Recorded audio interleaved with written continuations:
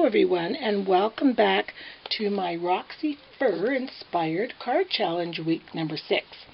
The card I'm going to do this week comes from this Paper Crafts magazine, October 2005. So I've really been looking back in the old stashes here, and I found this really pretty card right here. It says "Get Well Soon," and that was done with stickers along the bottom. And then they've got sort of like a canvasy piece based on, see, the craft cardstock is here, and then they've got some layering of cardstocks and ribbon, and they use some metallic little metal loops for the ribbon.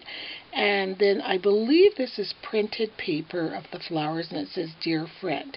And then at the bottom underneath they've got some burlap just to give some texture, and then a really pretty pearl stick pin.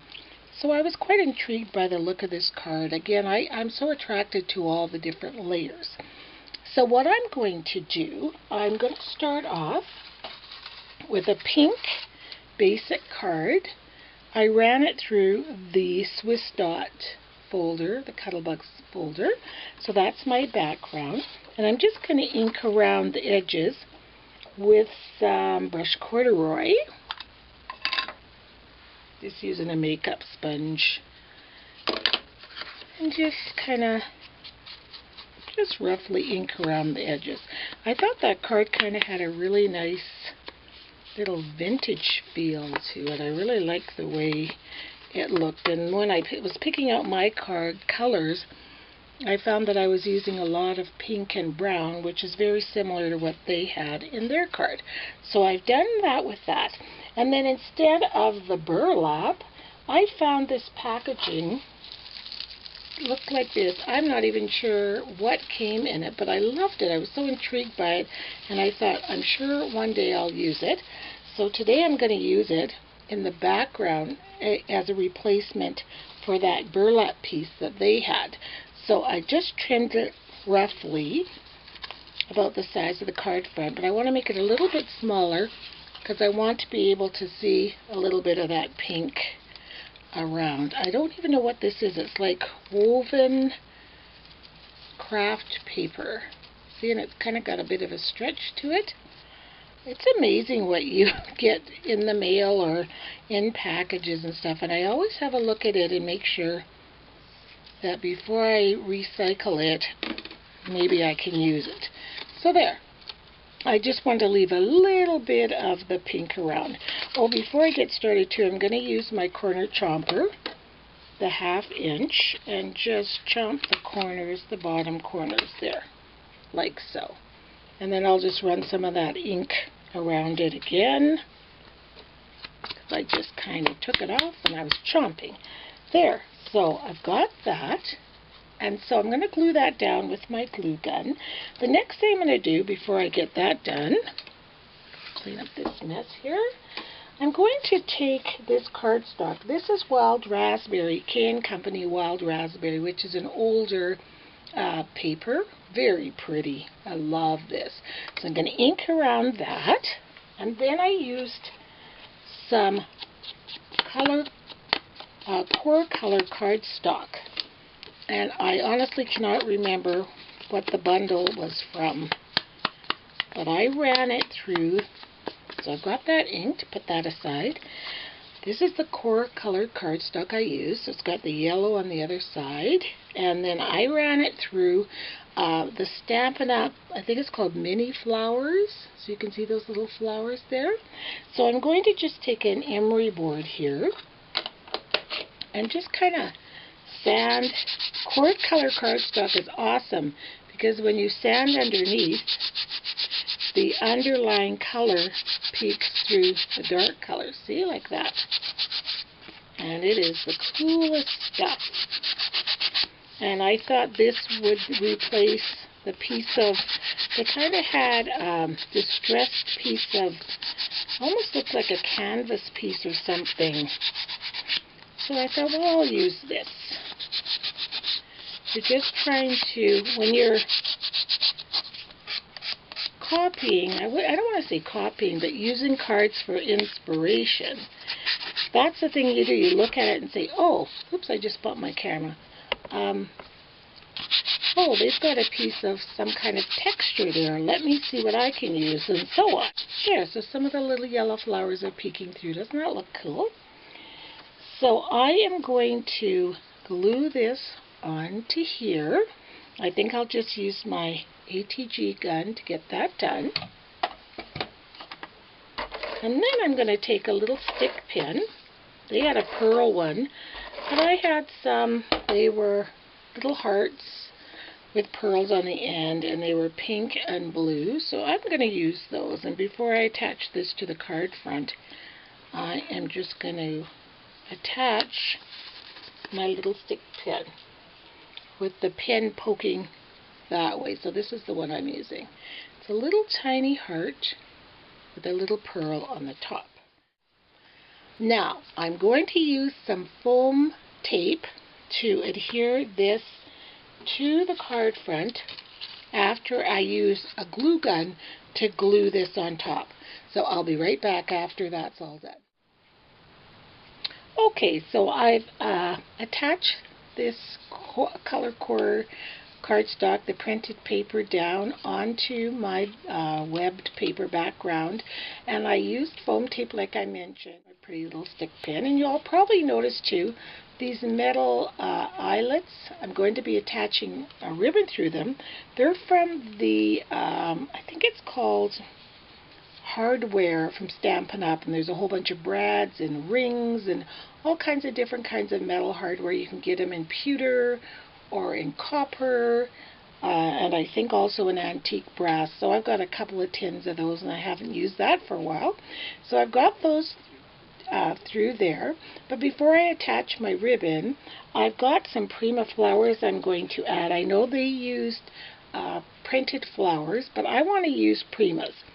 So what I've done is I took some random colors that I thought coordinated nicely, and then I'm going to place them on the card front before I go ahead and glue them down, just to make sure the placement is where I want it to be.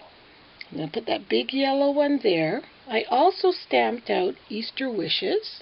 I'm going to make my card an Easter card using another Stampin' Up stamp, and I think, I'm not sure what set it came from, but I like the script on it. So I stamped it out and I used a label punch. So it's going to sit right about there.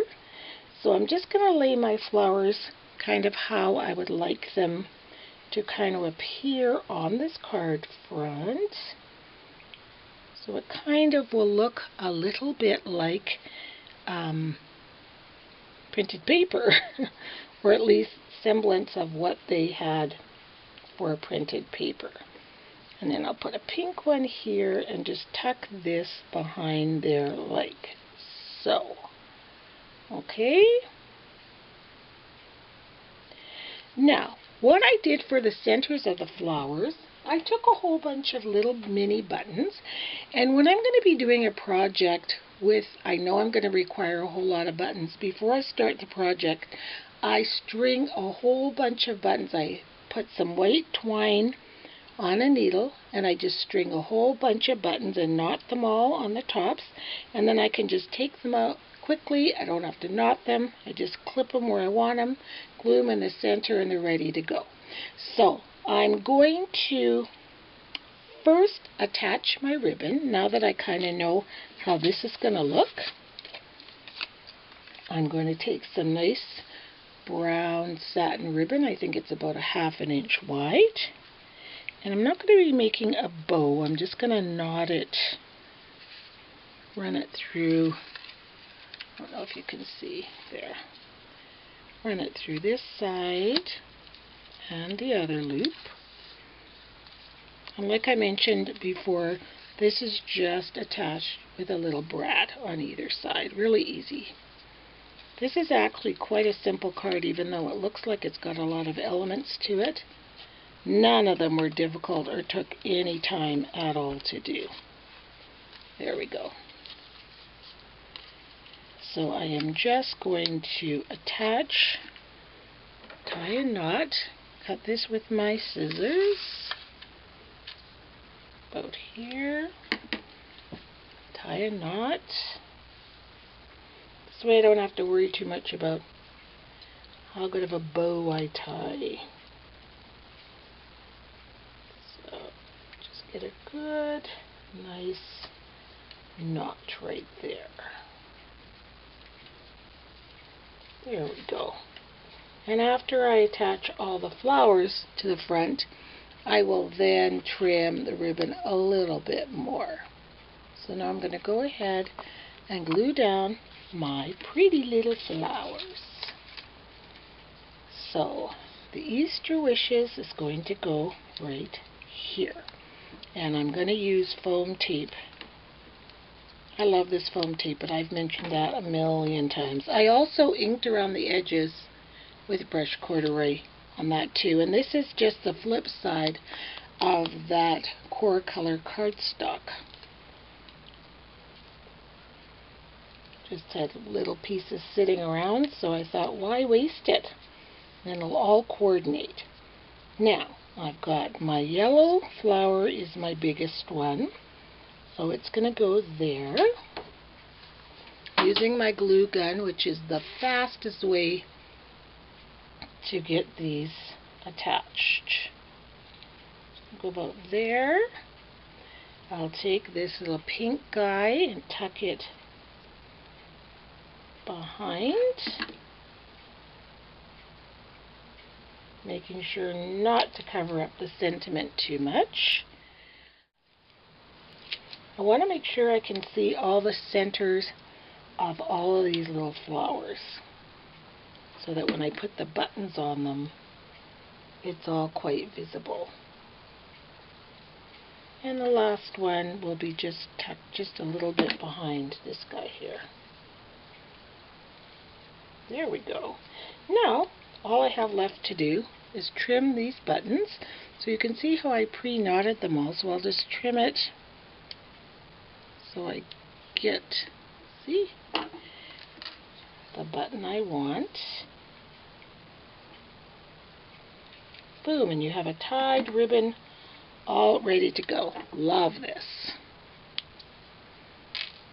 Such an easy way to do, and it saves so much time. You can even just sit one day, if you like to have twine in your different buttons, just sit and do a whole bunch of them, and then when you go to do a project, they'll be all ready for you. Stick that little guy in there. I can't remember where I saw this technique done, but it makes things so much easier and so much quicker.